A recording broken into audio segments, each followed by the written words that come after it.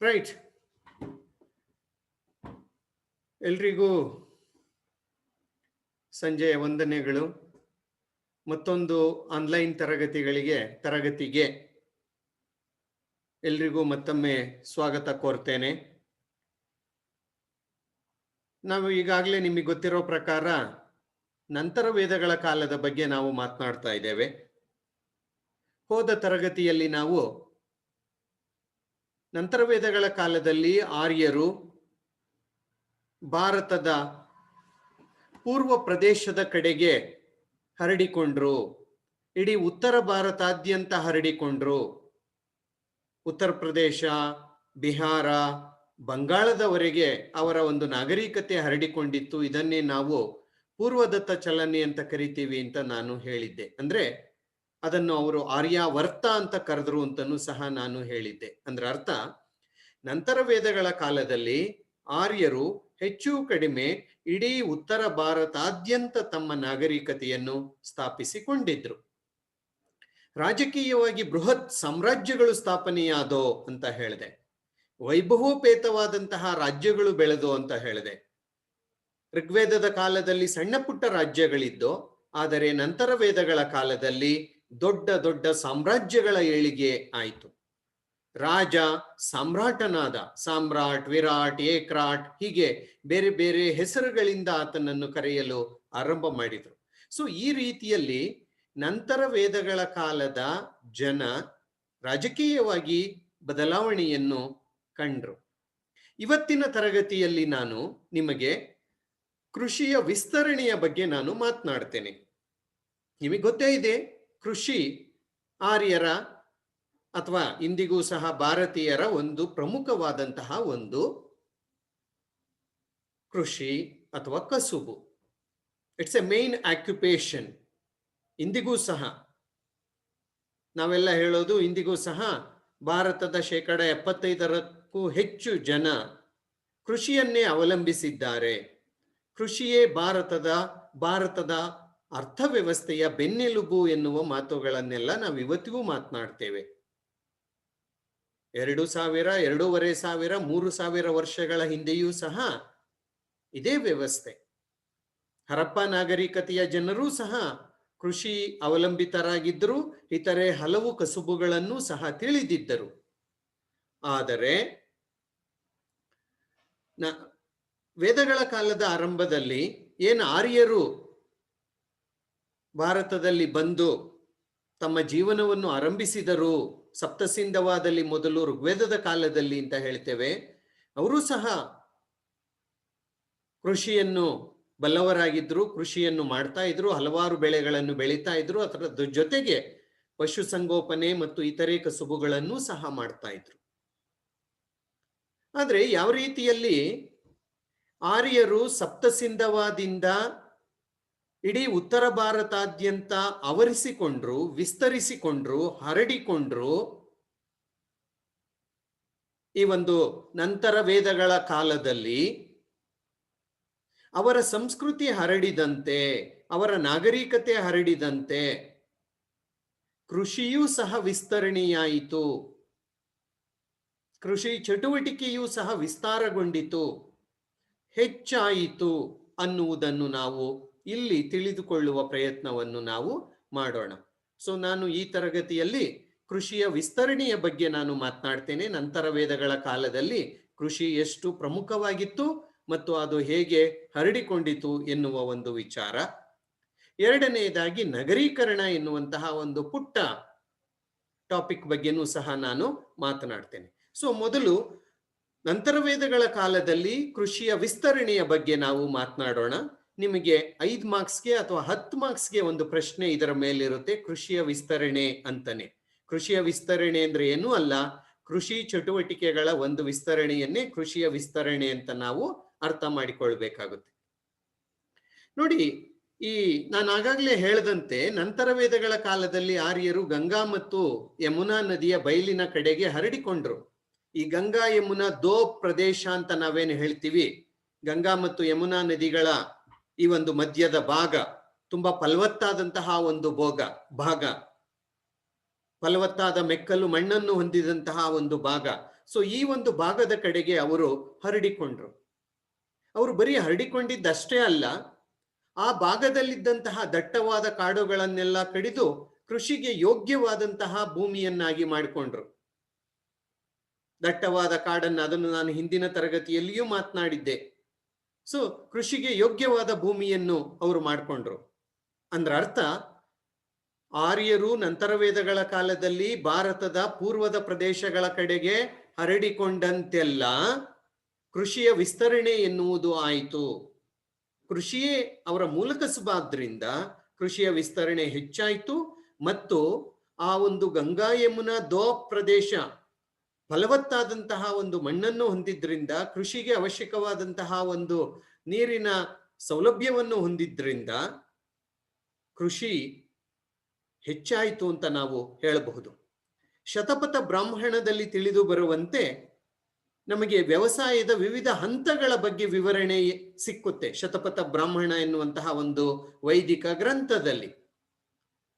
Okay, ಒಂದು ವೈದಿಕ ಗ್ರಂಥದಲ್ಲಿ ಈ ಒಂದು ವ್ಯವಸಾಯದ ವಿವಿಧ ಹಂತಗಳ ಬಗ್ಗೆ ನಮಗೆ ಮಾಹಿತಿ ಸಿಗುತ್ತೆ. ನೋಡಿ, ಬಿತ್ತನೆ ಮಾಡುವುದು, ಉಳುಮೆ ಮಾಡೋದು, ಆಮೇಲೆ ಬಿತ್ತನೆ ಮಾಡೋದು, ಓಕೆ, ಕಟಾವು ಮಾಡುವುದು, ಹೀಗೆ ಬೇರೆ ಬೇರೆ ಕೃಷಿಯ ಚಟುವಟಿಕೆಗಳ ಹಂತಗಳನ್ನು ನಮಗೆ ಶತಪಥ ಬ್ರಾಹ್ಮಣದಲ್ಲಿ ಹೇಳಲಾಗಿದೆ. ಅಂದ್ರ ಅರ್ಥ, ಕೃಷಿ ಅವರಿಗೆ ಚೆನ್ನಾಗಿ ತಿಳಿದಿತ್ತು ಅಂತ.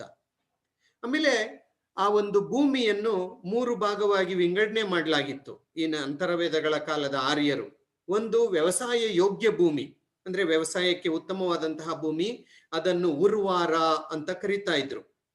ಈ ಪದಗಳೆಲ್ಲ ನಿಮಗೆ ಜ್ಞಾಪಕ ಇರಬೇಕು. ಉರ್ವಾರ ಅಂದ್ರೆ ಕೃಷಿ ಯೋಗ್ಯವಾದಂತಹ ಭೂಮಿ. ಆಮೇಲೆ ಹುಲ್ಲುಗಾವಲು ಇತ್ತು. ದನಕರುಗಳನ್ನು ಮೇಯಿಸುವ ಸಲುವಾಗಿ ಹುಲ್ಲುಗಾವಲುಗಳನ್ನು ಸಹ ಅವರು ಇಟ್ಕೊಂಡಿದ್ರು. ಅದನ್ನು ಕಿಲ್ಯ ಎಂದು ಕರೀತಾ ಇದ್ರು. ಅದಲ್ಲದೆ ಅರಣ್ಯ ಭೂಮಿ. ಇನ್ನು ಅರಣ್ಯ ಭೂಮಿ ವ್ಯವಸಾಯ ಮಾಡೋಕಲ್ಲ ಬಿಡಿ, ಅದು ಅರಣ್ಯದ ಸಲುವಾಗಿ. ಈ ರೀತಿ 3 ರೀತಿಯ ಒಂದು ಭೂಮಿಯ ಬಗ್ಗೆ ನಮಗೆ ಉಲ್ಲೇಖ ಬರುತ್ತೆ ಈ ನಂತರ ವೇದಗಳ ಕಾಲದ ಒಂದು ಸಾಹಿತ್ಯದಲ್ಲಿ. ಕ್ರಿಸ್ತಪೂರ್ವ ಸುಮಾರು 800ರ ಸುಮಾರಿಗೆ ಈ ಒಂದು ಗಂಗಾ ಯಮುನಾ ಬಯಲು ಸೀಮೆಗೆ ಏನು ಇವರು ವಿಸ್ತರಣೆ ಮಾಡಿಕೊಂಡ್ರು, ಅಲ್ಲಿ ಹಲವಾರು ಬುಡಕಟ್ಟುಗಳು ಕೃಷಿಯನ್ನು ಮಾಡುತ್ತಿದ್ದ ಬಗ್ಗೆ ನಮಗೆ ಉಲ್ಲೇಖ ಸಿಗುತ್ತೆ, ಆಧಾರ ಸಿಗುತ್ತೆ, ಮಾಹಿತಿ ಸಿಗುತ್ತೆ. ಗಂಗಾ ಯಮುನಾ ನದಿ ಬಯಲಿನ ಫಲವತ್ತಾದ ಮೆಕ್ಕಲು ಮಣ್ಣನ್ನು ದೊಡ್ಡ ದೊಡ್ಡ ನೇಗಿಲುಗಳನ್ನು ಬಳಸಿ ವ್ಯವಸಾಯ ಮಾಡಲಾಗ್ತಾ ಇತ್ತು, ಉಳುಮೆ ಮಾಡಲಾಗ್ತಾ ಇತ್ತು ಅಂತ ಹೇಳಿಬಿಟ್ಟು ನಮಗೆ ಆಧಾರಗಳು ಸಿಕ್ಕಿದಾವೆ. ಕೃಷಿಕನನ್ನು ಕೀನಾಶ ಎಂದು ಕರೆಯಲಾಗ್ತಾ ಇತ್ತು ನಂತರ ವೇದಗಳ ಕಾಲದಲ್ಲಿ. ಯಾರು ಭೂಮಿಯನ್ನು ಉಳುಮೆ ಮಾಡ್ತಾ ಇದ್ದ ಅವನನ್ನು ಕೀನಾಶ ಎಂಬ ಹೆಸರಿನಿಂದ ಕರೆಯಲಾಗ್ತಾ ಇತ್ತು. ಅಗತ್ಯಕ್ಕೆ ತಕ್ಕಂತ ಎತ್ತುಗಳನ್ನು ಕಟ್ಟಿ ನೇಗಿಲುಗಳನ್ನು ಎಳೆಸ್ತಾ ಇದ್ರು. ನೋಡಿ, ಸಣ್ಣ ಪುಟ್ಟ ನೇಗಿಲು ಅಂದ್ರೆ ಇವತ್ತು 2 ಎತ್ತುಗಳನ್ನು ಕಟ್ಟಿ ನೇಗಿಲನ್ನು ಎಳೆಯುವಂತಹ ಒಂದು ವ್ಯವಸ್ಥೆಯನ್ನು ನೀವೆಲ್ಲ ನೋಡಿದೀವಿ, ನಾವು ನೋಡಿದ್ದೇವೆ. ಆದ್ರೆ ವೈದಿಕ ಸಾಹಿತ್ಯದಲ್ಲಿ ನಮಗೆ ಮಾಹಿತಿ ಸಿಕ್ಕಿರುವ ಪ್ರಕಾರ ಅವರು 6, 8, 12, 24 ಎತ್ತುಗಳನ್ನು ದೊಡ್ಡ ದೊಡ್ಡ ನೇಗಿಲಿಗೆಗಳಿಗೆ ಕಟ್ಟಿ ಉಳುಮೆಯನ್ನು ಮಾಡ್ತಾ ಇದ್ರು ಅಂತ ನಮಗೆ ಮಾಹಿತಿ ಸಿಕ್ಕಿದೆ. ಬಹುಶಃ ನಿಮಗೆ ಸೀತೆ ರಾಮನ ಪತ್ನಿ, ಆಕೆಯ ಪರಿಚಯ ಇರಬಹುದು.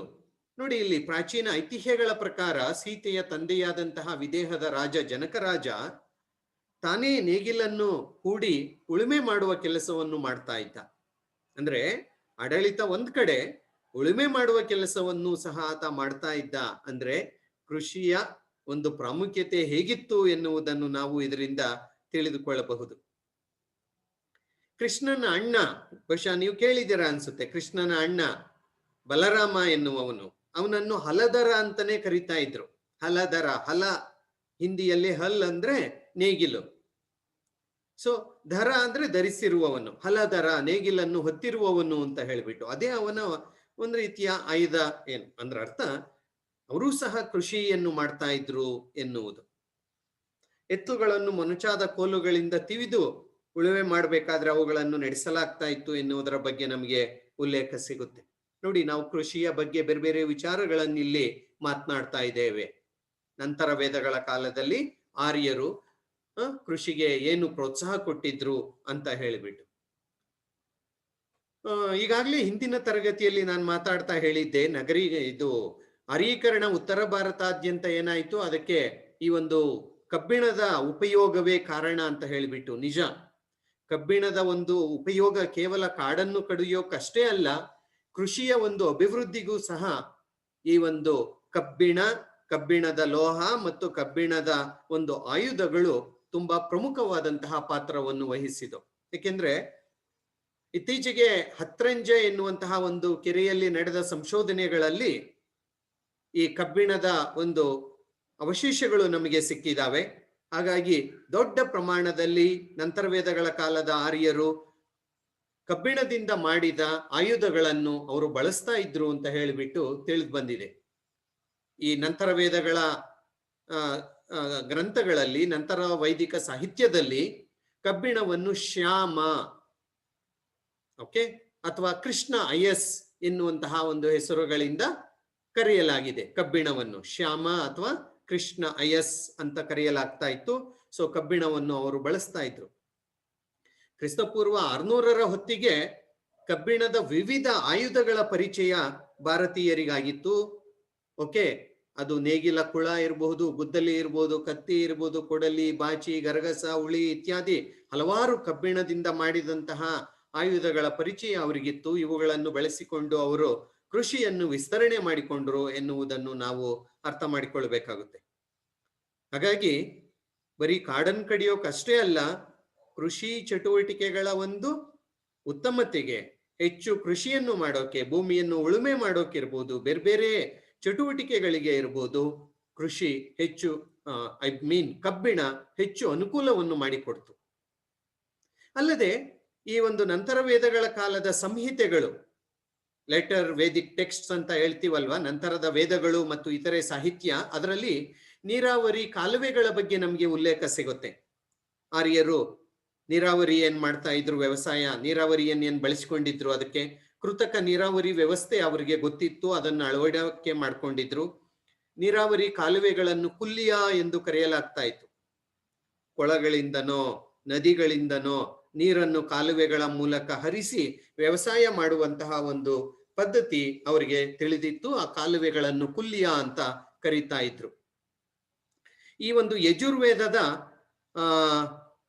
16ನೇ ಅಧ್ಯಾಯದಲ್ಲಿ ಯಜುರ್ವೇದದ 16ನೇ ಅಧ್ಯಾಯದಲ್ಲಿ ಮಳೆ, ಬಾವಿ, ಕೊಳ, ಕಾಲುವೆ ಮುಂತಾದ ನೀರಾವರಿ ವ್ಯವಸ್ಥೆಗಳ ಬಗ್ಗೆ ನಮಗೆ ಮಾಹಿತಿ ಇದೆ. ಅಂದ್ರೆ ಮಳೆಯಿಂದ ನೀರನ್ನು ಪಡೆದು ವ್ಯವಸಾಯ ಮಾಡ್ತಾ ಇದ್ರು, ಬಾವಿಗಳಿಂದ ನೀರನ್ನು ಹರಿಸಿ ವ್ಯವಸಾಯ ಮಾಡ್ತಾ ಇದ್ರು, ಕೊಳಗಳ ಮೂಲಕ ಕೊಳದ ನೀರನ್ನು ಬಳಸಿಕೊಂಡು ವ್ಯವಸಾಯ ಮಾಡ್ತಾ ಇದ್ರು, ಮತ್ತು ಕಾಲುವೆಗಳ ಮೂಲಕ ನೀರನ್ನು ಹರಿಸಿ ವ್ಯವಸಾಯವನ್ನು ಮಾಡ್ತಾ ಇದ್ರು ಎನ್ನುವುದರ ಬಗ್ಗೆ ಮಾಹಿತಿ ಇದೆ. ಋಗ್ವೇದದಲ್ಲಿ ಒಂದು ಉಲ್ಲೇಖ ಇತ್ತು, ಅಸ್ಮಚಕ್ರ ಎನ್ನುವಂತಹ ಒಂದು ನೀರೆತ್ತುವ ಸಾಧನ ಇತ್ತು.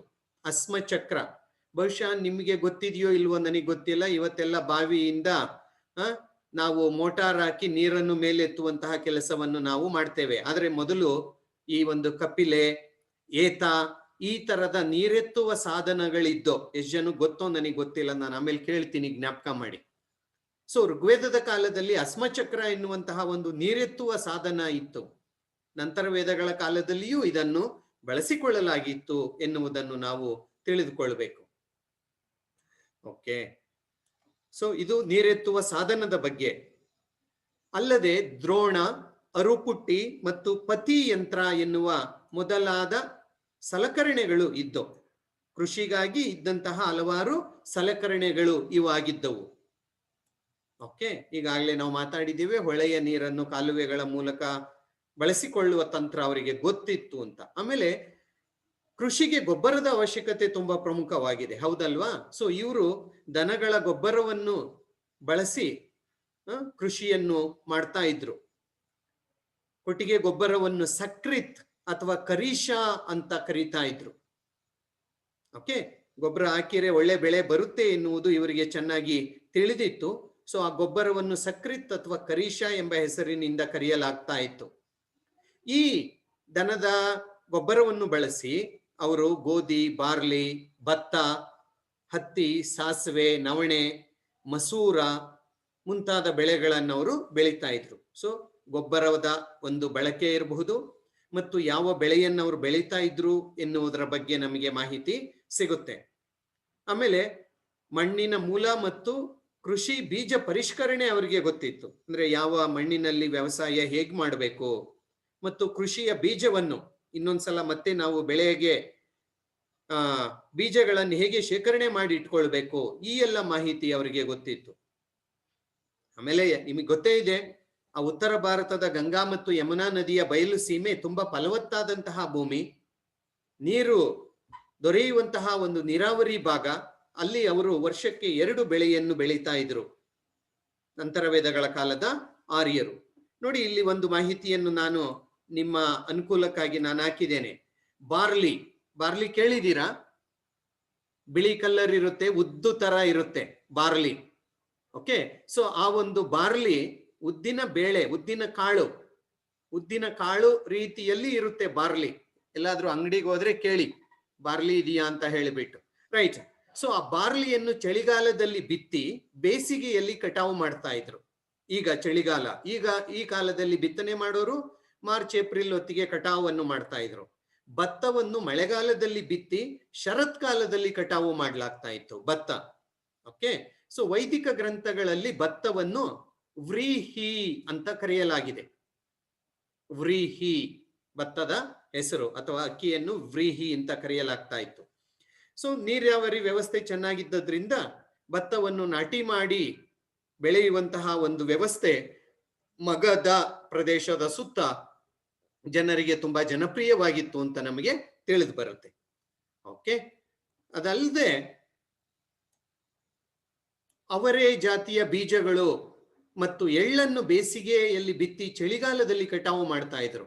ಅವರೇ ಮುಂತಾದ ಜಾತಿಯ ಕಾಳುಗಳನ್ನು ಮತ್ತು ಎಳ್ಳನ್ನು ಸಹ ಉತ್ತರ ಭಾರತದಲ್ಲಿ ಹೆಚ್ಚಿನ ಪ್ರಮಾಣದಲ್ಲಿ ಬೆಳೀತಾರೆ.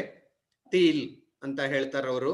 ಆ ಎಳ್ಳನ್ನು ಸಹ ಅವರು ಹೆಚ್ಚಿನ ಪ್ರಮಾಣದಲ್ಲಿ ಬೆಳೀತಾ ಇದ್ರು. ಬೇಸಿಗೆಯಲ್ಲಿ ಬಿತ್ತಿ ಚಳಿಗಾಲದಲ್ಲಿ ಅವರು ಅದನ್ನು ಕಟಾವು ಮಾಡ್ತಾ ಇದ್ರು. ಓಕೆ, ಆಮೇಲೆ ಈ ಬೆಳೆಯನ್ನೆಲ್ಲ ರಕ್ಷಣೆ ಮಾಡ್ಬೇಕಲ್ವಾ, ಈ ಧಾನ್ಯಗಳನ್ನೆಲ್ಲ ರಕ್ಷಣೆ ಮಾಡಿಕೊಳ್ಬೇಕಲ್ವಾ ಇಲ್ಲಿ ಹೆಗ್ಗಣ ಕೀಟಗಳ ಒಂದು ಹಾವಳಿಯಿಂದ. ಏಕೆಂದ್ರೆ ಇವತ್ತು ನಾವೆಲ್ಲ ಕೀಟನಾಶಕಗಳನ್ನು ಬಳಸ್ತೇವೆ ದೊಡ್ಡ ಪ್ರಮಾಣದಲ್ಲಿ. ಆಗ ಅವರು ಈ ರೀತಿ ಕೀಟಗಳ ಬಾಧೆಯಿಂದ ಬೆಳೆಯನ್ನು ರಕ್ಷಣೆ ಮಾಡಬೇಕು, ಇಲಿ ಹೆಗ್ಗಣಗಳಿಂದ ಬೆಳೆಗಳನ್ನು ರಕ್ಷಣೆ ಮಾಡಿಕೊಳ್ಳಬೇಕು ಅಂತ ಹೇಳಿಬಿಟ್ಟು, ಮತ್ತು ಅತಿವೃಷ್ಟಿ ಅನಾವೃಷ್ಟಿ, ಎಲ್ಲೋ ಜಾಸ್ತಿ ಮಳೆ ಬಂದು ಪ್ರವಾಹ ಆಗಿಯೋ ಅಥವಾ ಮಳೆ ಬರ್ದಂಗೆನೆ ಅನಾವೃಷ್ಟಿ, ಇದರಿಂದ ಎಲ್ಲ ತಪ್ಪಿಸಿಕೊಳ್ಳೋಕೆ ಅವರು ಮಾಟ ಮಂತ್ರಗಳನ್ನು ಮಾಡಿಸುತ್ತಿದ್ರು ಅಂತ ಹೇಳಿಬಿಟ್ಟು ಅಥರ್ವ ವೇದದಲ್ಲಿ ನಮಗೆ ಉಲ್ಲೇಖ ಸಿಕ್ಕಿ ಬರುತ್ತೆ. ಅಂದ್ರೆ ಮಾಟ ಮಂತ್ರಗಳನ್ನು, ಪೂಜೆ ಪುರಸ್ಕಾರಗಳನ್ನು ಮಾಡುವಂತಹ ಪದ್ಧತಿ ಅವರಿಗೆ ಗೊತ್ತಿತ್ತು, ತಮ್ಮ ಬೆಳೆಯನ್ನು ರಕ್ಷಣೆ ಮಾಡಿಕೊಳ್ಳೋಕೆ ಅನ್ನುವ ಒಂದು ಉಲ್ಲೇಖ ನಮಗೆ ತಿಳಿದು ಬರುತ್ತೆ. ರೈಟ್. ಒಟ್ಟಿನಲ್ಲಿ ಆರ್ಯರು ನಂತರ ವೇದಗಳ ಕಾಲದಲ್ಲಿ ಪೂರ್ವದ ಕಡೆಗೆ ವಿಸ್ತರಣೆಯಾದಂತೆಲ್ಲ ಹಳ್ಳಿಗಳೂ ವಿಸ್ತರಣೆಯಾದೋ, ಜನರು ವಿಸ್ತರಿಸಿದಂತೆ, ಹಳ್ಳಿಗಳು ವಿಸ್ತರಿಸಿದಂತೆ ವ್ಯವಸಾಯವೂ ಸಹ ವಿಸ್ತರಣೆಯಾಯಿತು.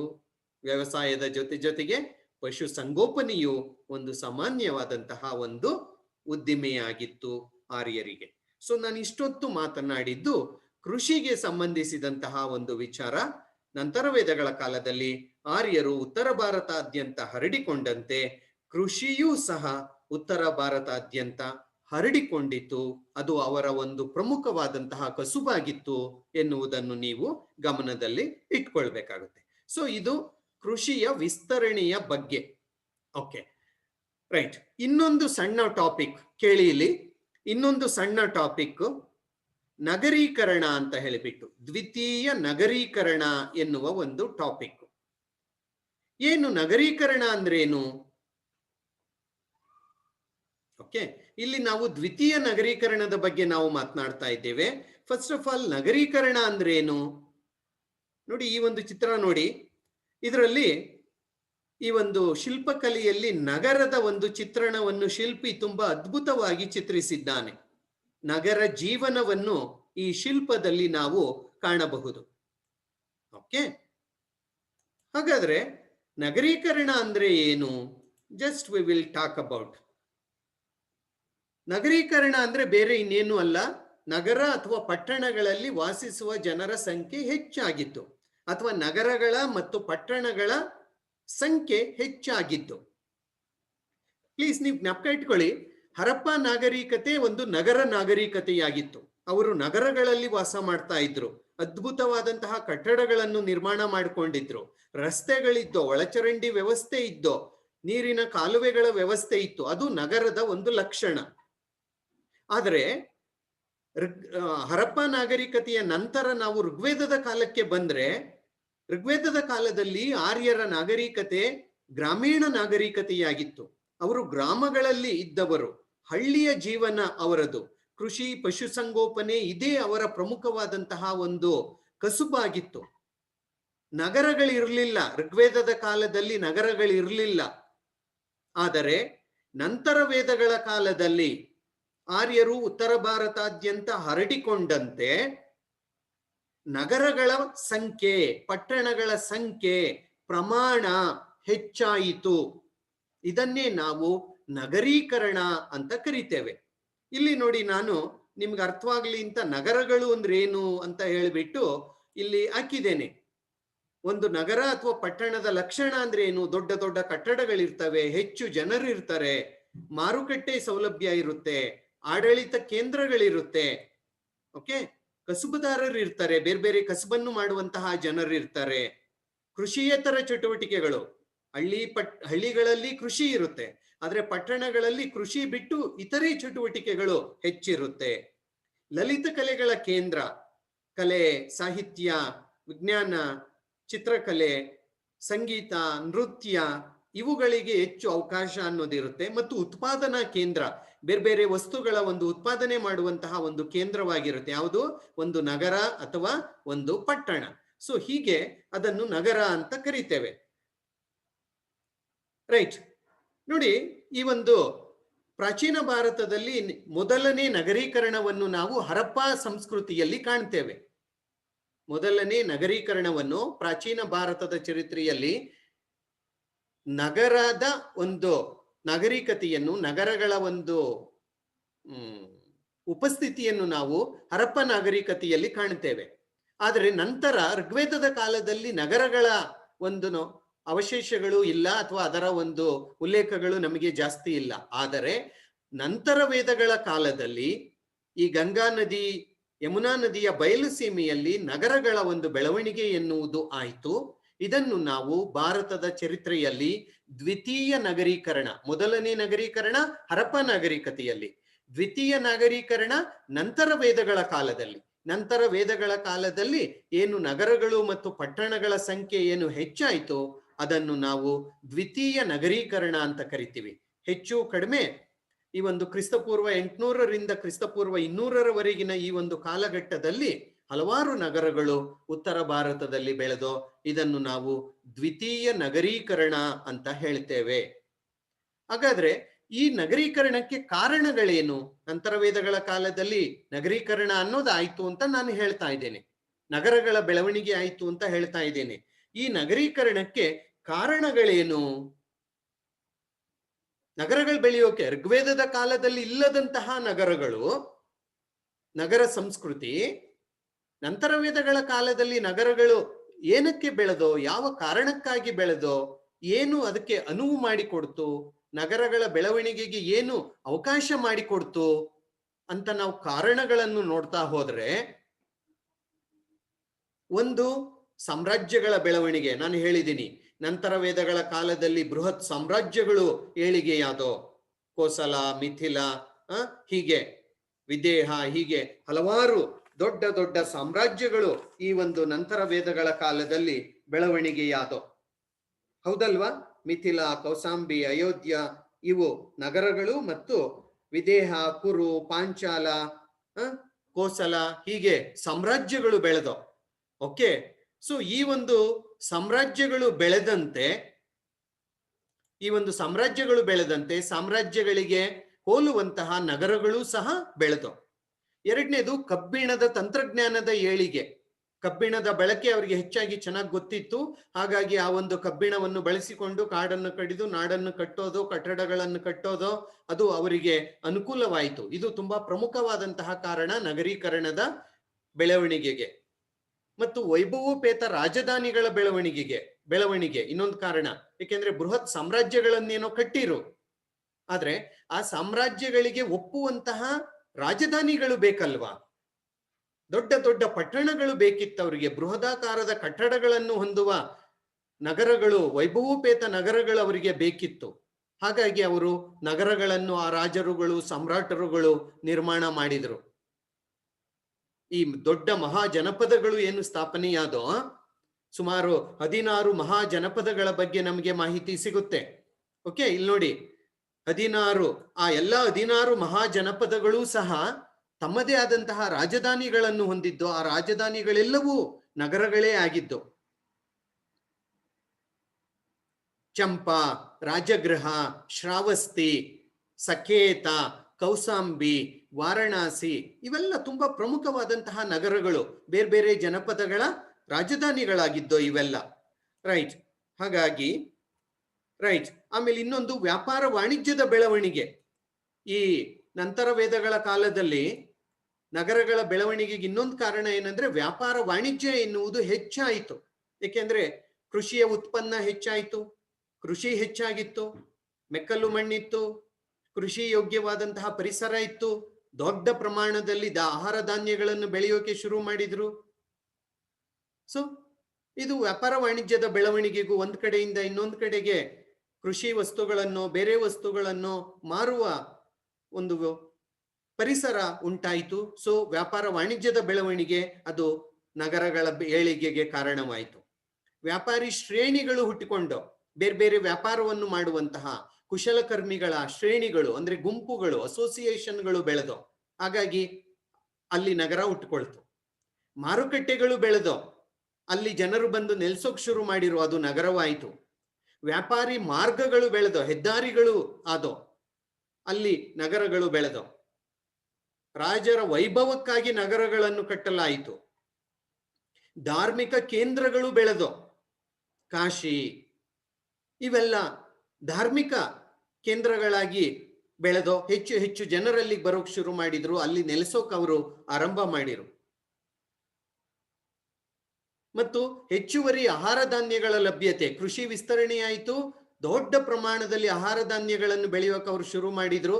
ಯಾವಾಗ ನಮ್ಮ ಹತ್ರ ಹೆಚ್ಚುವರಿ ಧಾನ್ಯ ಇದೆ, ನಾವು ಬೇರೆ ಕೆಲಸಗಳಲ್ಲಿ ನಮ್ಮನ್ನು ತಾವು ತೊಡಗಿಸಿಕೊಳ್ಳುವ ಕೆಲಸವನ್ನು ನಾವು ಮಾಡ್ತೇವೆ. ಹಾಗಾಗಿ ಹೆಚ್ಚುವರಿ ಧಾನ್ಯಗಳಿದ್ದದ್ದು ಜನರು ಬೇರೆ ಒಂದು ಕೃಷಿಯಲ್ಲಿ, ಅಂದ್ರೆ ಬೇರೆ ಒಂದು ಸಾಧನದಲ್ಲಿ ಅವರು ತೊಡಗಿಸಿಕೊಳ್ಳೋಕೆ ಅನುವು ಮಾಡಿಕೊಟ್ರು. ಅದು ನಗರಗಳ ಬೆಳವಣಿಗೆಗೆ ಕಾರಣವಾಯಿತು. ವಿದ್ಯಾ ಕೇಂದ್ರಗಳ ಸ್ಥಾಪನೆ, ಶೈಕ್ಷಣಿಕ ಕೇಂದ್ರಗಳು ಸ್ಥಾಪನೆಯಾದೋ, ಸಂಸ್ಕೃತಿ ಎನ್ನುವುದು ಬೆಳೆದಂತೆ. ನಾವು ಅನಂತರ ನೋಡ್ತೀವಿ, ತಕ್ಷಶಿಲಾ ಇರ್ಬೋದು, ಕಾಶಿ ಇರ್ಬೋದು, ವಲ್ಲಭಿ ಇರಬಹುದು, ಹೀಗೆ ಹಲವಾರು ಶೈಕ್ಷಣಿಕ ಕೇಂದ್ರಗಳು ಬೆಳೆದು ಮುಂದೆ ಅವೆಲ್ಲ ನಗರಗಳಾಗಿ ಬೆಳೆದು, ಶಿಕ್ಷಣದ ಕೇಂದ್ರಗಳು ಹೆಚ್ಚು ಹೆಚ್ಚು ಜನರು ಬರಲಾರಂಭಿಸಿದಂತೆ ಅದು ನಗರಗಳಾಗಿ ಮಾರ್ಪಟ್ಟು. ಮತ್ತು ಜೈನ ಮತ್ತು ಬೌದ್ಧ ಧರ್ಮದ ಏಳಿಗೆ ನೋಡಿ, ಕ್ರಿಸ್ತಪೂರ್ವ 600ರ ಹೊತ್ತಿಗೆ ಜೈನ ಧರ್ಮ ಮತ್ತು ಬೌದ್ಧ ಧರ್ಮಗಳು ಏಳಿಗೆಯಾದೋ. ಸೊ ಜೈನ ಮತ್ತು ಬೌದ್ಧ ಧರ್ಮಕ್ಕೆ ಸಂಬಂಧಿಸಿದಂತಹ ಕ್ಷೇತ್ರಗಳ ಸಂದರ್ಶನಕ್ಕಾಗಿ ಜನ ಬರೋಕ್ ಶುರು ಮಾಡಿರು. ಅದು ಗಯಾ ಇರ್ಬೋದು, ಸಾರನಾಥ ಇರ್ಬೋದು, ಕುಶಿನಾರ ಇರ್ಬೋದು, ಹೀಗೆ. ಸೊ ಅವು ನಗರಗಳಾಗಿ ಬೆಳೆದು. ಇನ್ನೊಂದು ಜನಸಂಖ್ಯೆಯೂ ಹೆಚ್ಚಳವಾಯಿತು. ಹೀಗಾಗಿ ಈ ಒಂದು ಎಲ್ಲ ಅವಶ್ಯಕತೆಗಳು ಸಿಕ್ತಿದ್ದಂತಹ ನಗರಗಳಲ್ಲಿ ಜನರು ವಾಸಿಸಲು ಆರಂಭಿಸಿದರು. ಈ ಒಂದು ಕಾರಣಗಳಿಂದ ನಗರಗಳು ಬೆಳೆದು. ಯಾವುವು ಪ್ರಮುಖವಾದಂತಹ ನಗರಗಳು ಯಾವುವು? ಕೌಸಾಂಬಿ, ಅಯೋಧ್ಯ, ಇಂದ್ರಪ್ರಸ್ಥ, ಪ್ರಯಾಗ, ಮಿಥಿಲ, ಕುರುಕ್ಷೇತ್ರ, ವಿದಿಶಾ, ಕಾಶಿ, ಮಥುರಾ, ಗಾಂಧಾರ, ಹಸ್ತಿನಾಪುರ, ಬನಾರಸ್, ಶ್ರಾವಸ್ತಿ, ವೈಶಾಲಿ, ರಾಜಗೃಹ, ಅಹಿಕ್ಷತ್ರ, ಹೀಗೆ ಹಲವಾರು ನಗರಗಳು ಬೆಳೆದವು. ಇದರಲ್ಲಿ ಹಲವಾರು ನಗರಗಳು ವ್ಯಾಪಾರ ಕೇಂದ್ರಗಳಾಗಿದ್ದೋ, ರಾಜಧಾನಿಗಳಾಗಿದ್ದೋ, ವಿದ್ಯಾ ಕೇಂದ್ರಗಳಾಗಿದ್ದೋ, ಹೀಗೆ ಎಲ್ಲಾ ಒಂದು ರೀತಿಯ ಒಂದು ಕಾರಣಗಳಿಂದ ಈ ಒಂದು ನಗರಗಳು ಬೆಳೆದೋ ಎನ್ನುವುದನ್ನು ನಾವಿಲ್ಲಿ ಅರ್ಥ ಮಾಡಿಕೊಳ್ಳಬೇಕಾಗುತ್ತೆ. ಸೊ ನಗರೀಕರಣ ಅಂದ್ರೆ ಏನು, ನಗರೀಕರಣ ಆಗೋಕೆ ಕಾರಣಗಳೇನು, ಮತ್ತು ಪ್ರಮುಖವಾದಂತಹ ನಗರಗಳು ಯಾವುವು ಈ ನಂತರ ವೇದಗಳ ಕಾಲದಲ್ಲಿ ಅನ್ನುವ ಒಂದು ವಿಚಾರವನ್ನು ನಾನು ನಿಮ್ಮ ಮುಂದೆ ಇಷ್ಟೊತ್ತು ಇಟ್ಟೆ. ರೈಟ್. ಸೊ ನಾನು ಇಲ್ಲಿಗೆ ನಿಲ್ಲಿಸ್ತೇನೆ. ಇದ್ರ ಬಗ್ಗೆ ಏನಾದರೂ ಡೌಟ್ ಇದ್ರೆ ನೀವು ಕೇಳಿ. ಜಸ್ಟ್ 4 minutes ಇದೆ, ಬೇಕಾದ್ರೆ ನಾವು ಮತ್ತೆ ಜಾಯಿನ್ ಆಗೋಣ. No problem.